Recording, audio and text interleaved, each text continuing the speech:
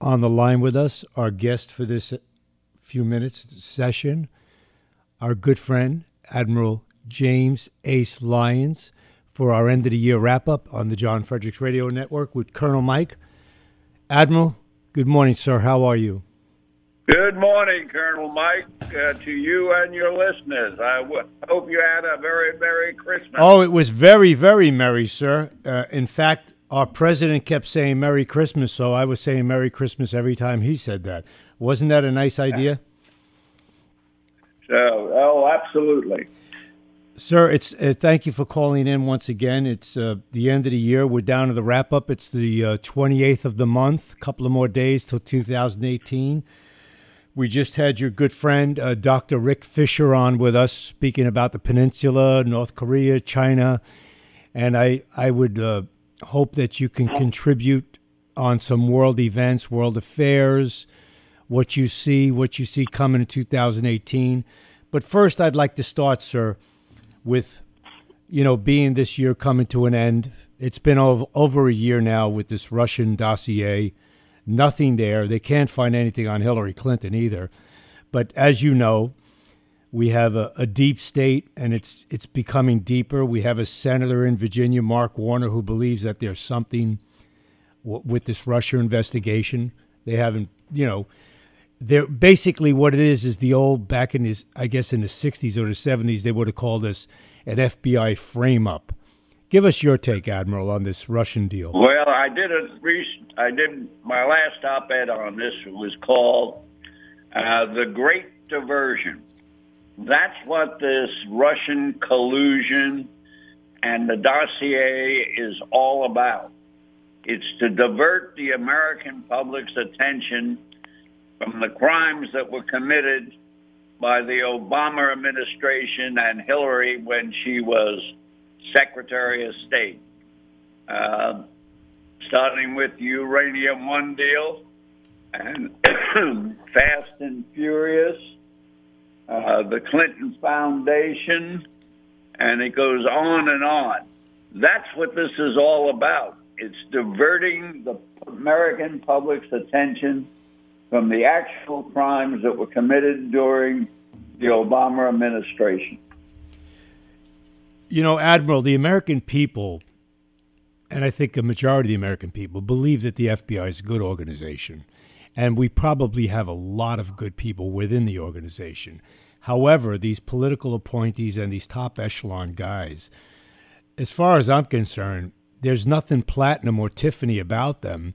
And I know, if the FBI wants to frame you, they frame you. If they want to indict a ham sandwich, they'll indict a ham sandwich. And, right. Trump should have early on gotten rid of whoever it was. It doesn't matter what the Democrats or the Republicans, for that matter, say. I believe if they're bad news or they're compromised or they're tainted, just get them out. Don't you believe that? Oh, absolutely. And that's what's been frustrating for me, since day one when they took over. I would have expected to get rid of all the Obama holdovers and certainly all the Muslim Brotherhood that have been penetrating our national security and intelligence agencies for years. But certainly you start with the Obama holdovers, and from what I can see, they're still there. Yes, we spoke about it earlier in the year. We were saying, when is he going to clean house? We thought Jeff Sessions was the answer.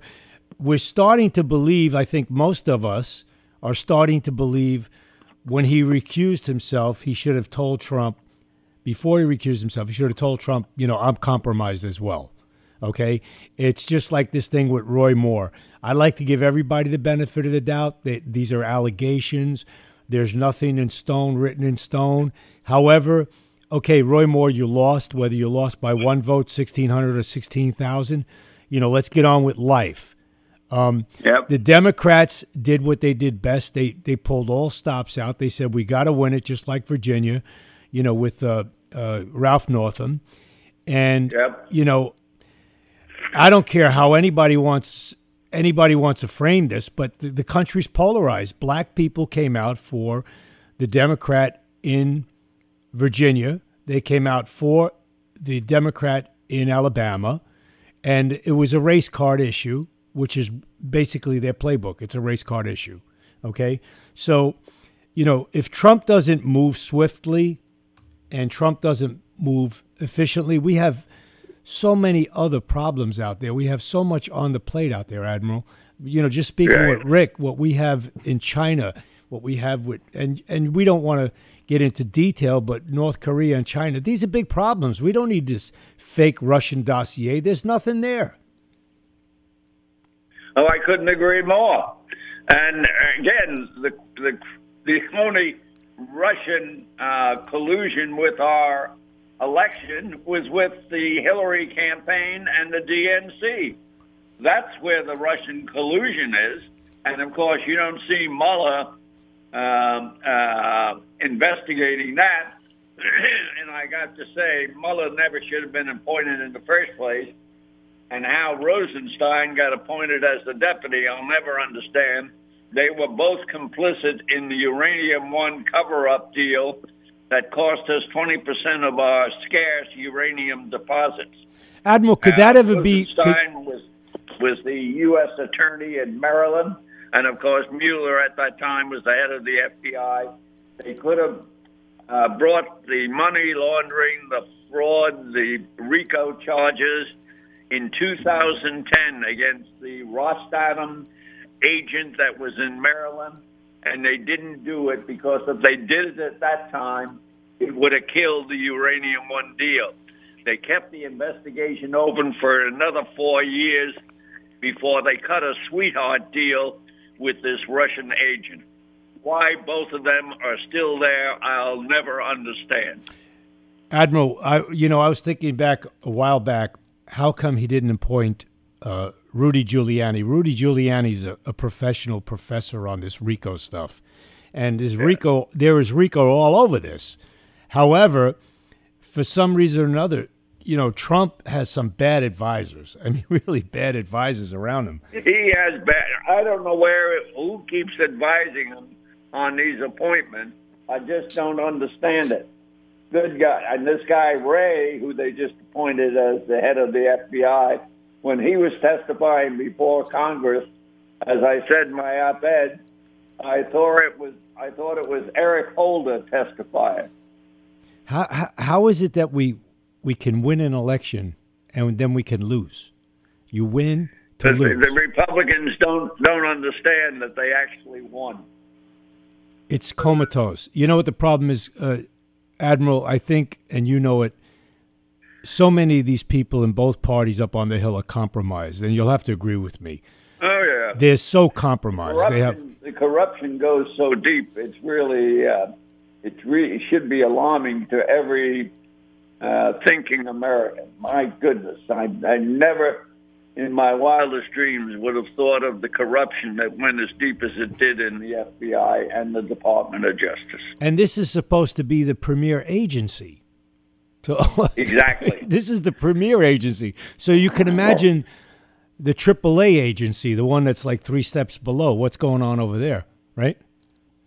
Absolutely. This is like major league versus minor league. Now, the other thing is we've had all this perversion out of Hollywood, and then, it's come to the Hill, but it's been on the Hill for many, many, many, many years. It's like somebody got surprised with all this payout perversion money for groping and choking and girlfriends and paramours. But, when Barney Frank was up there, he was running like a boys club. And everybody forgot all about Barney Frank. And do you remember a gentleman named Senator Chris Dodd? Do you remember him, Admiral? Oh, yes, from Connecticut. Now, guess where he is. Do you have any idea where he is right now? No. He is the head lobbyist of the Motion Picture Association. Isn't that wonderful? Isn't that wonderful? So he went out there, and he never knew anything about Harvey Weinstein, just like everybody else. Oh, yeah. Nobody knew anything about Harvey Weinstein. So here's a guy that was Ted Kennedy's partner, okay, in having the Chappaquiddick, huh? Yeah. the Ted Kennedy partner. You know, these guys are running loose on the Hill for years, and he's running the Motion Picture Association. He's getting paid $1 million plus. What does Dodd have in common with motion pictures, other than what? Whatever he was doing loosely, you know what I mean? Well, It's amazing. You could go from Capitol Hill, and then you could run the biggest operation. Motion Picture Association is one of the biggest lobby shops in Washington, of the many lobby shops that there are. Yep. Admiral, let's touch on the Middle East real quick. On the Middle East, what's happening in the Middle East? What do you see happening now that we have? He made the statement to move the embassy to Jerusalem. Okay, and the Washington Times had a big piece on that, and basically it's just tightening up what was already there. What do you see now for the Israelis working with the Saudis against ISIS and Al Qaeda? Well, first thing, I was glad to see the president take that move. It's long overdue, and to face reality. The second thing in the Middle East, which we've got to come to a realization, we have our core vital national security interests, as you know, were to defeat ISIS, which we did for the most part, to ensure the survivability of Israel, ensure that our strategic waterways and straits remain open, reinforce our alliances with our friends and allies, and particularly Israel and Egypt and Saudi Arabia and Jordan and so forth. Mm-hmm. And you will see in all of those core vital interests, we have none in Afghanistan.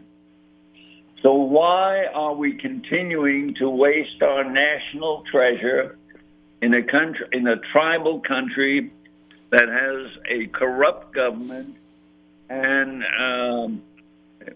when we know where the jihadis are going to set up a camp or a training site in Afghanistan, we know how to take it out.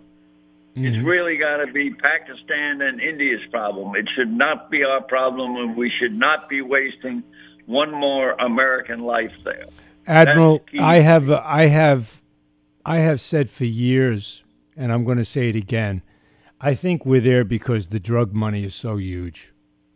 I just think it's bringing up the drug money, certainly the criminality of what the Obama administration did with Hezbollah and letting them continue to distribute drugs throughout our country to the tune of $1 billion a year. He should be in prison.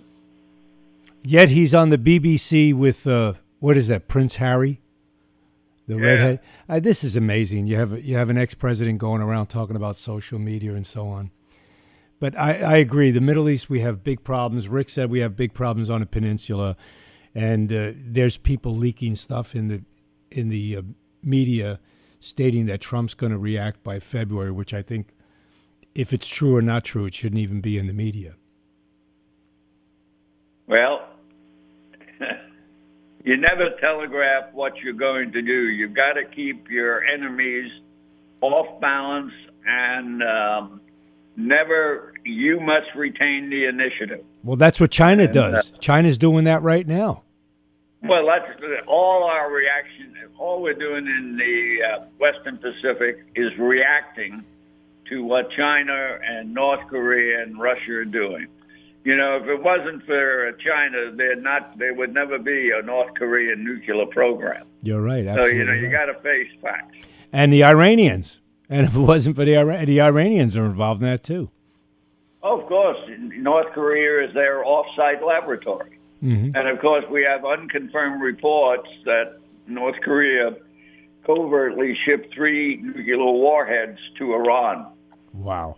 I heard there from other sources there are ships within the Caribbean from Iran. Oh, yeah. Well, let's face it, Hezbollah is established itself in Venezuela. I mean, and throughout other countries in Latin America. We've been going around with our head in the sand. I've been talking about this for years. We have no policy. Absolutely no sense. We have no policy in Latin America. We haven't had it in a while. Do you agree? Do you agree, Admiral? I agree. I agree. And these people down there in Latin America, in South America, they've been wanting the U.S. back. They've been wanting the U.S. to come back in. They've been wanting some kind of a policy. But for some reason or another, between Obama, and even now, there's nothing. So there's a big, huge vacuum. I was in South America just a few months ago. Huge vacuum. And, you know, the corruption there is so, it's all drugs. It's all drugs. It's drugs and corruption, drugs and corruption. And there's even more corruption now because of what Venezuela's going through. So black market and drugs is going at high speed. Coming down to the last couple of minutes, Admiral, what else would you like to say to the listeners before we go off the air? Well, we still have the greatest country in the world. Amen. And we've got to take it back from the endemic corruption that has been allowed to affect our government in Washington. We have to eliminate the criminality that has infected our agencies. And a lot of this is due to the penetration by the Muslim Brotherhood. And we have to root them out of our government agencies. It's just like the communists after World War II that had undue influence on our national policies, just like the Muslim Brotherhood does today. So that's the ideology. We've got to do. There's one more thing we got to do. We must restore the moral underpinnings of our military forces. The LGBT agenda must be defeated. There's no place for transgenders in the military. This makes absolutely no sense.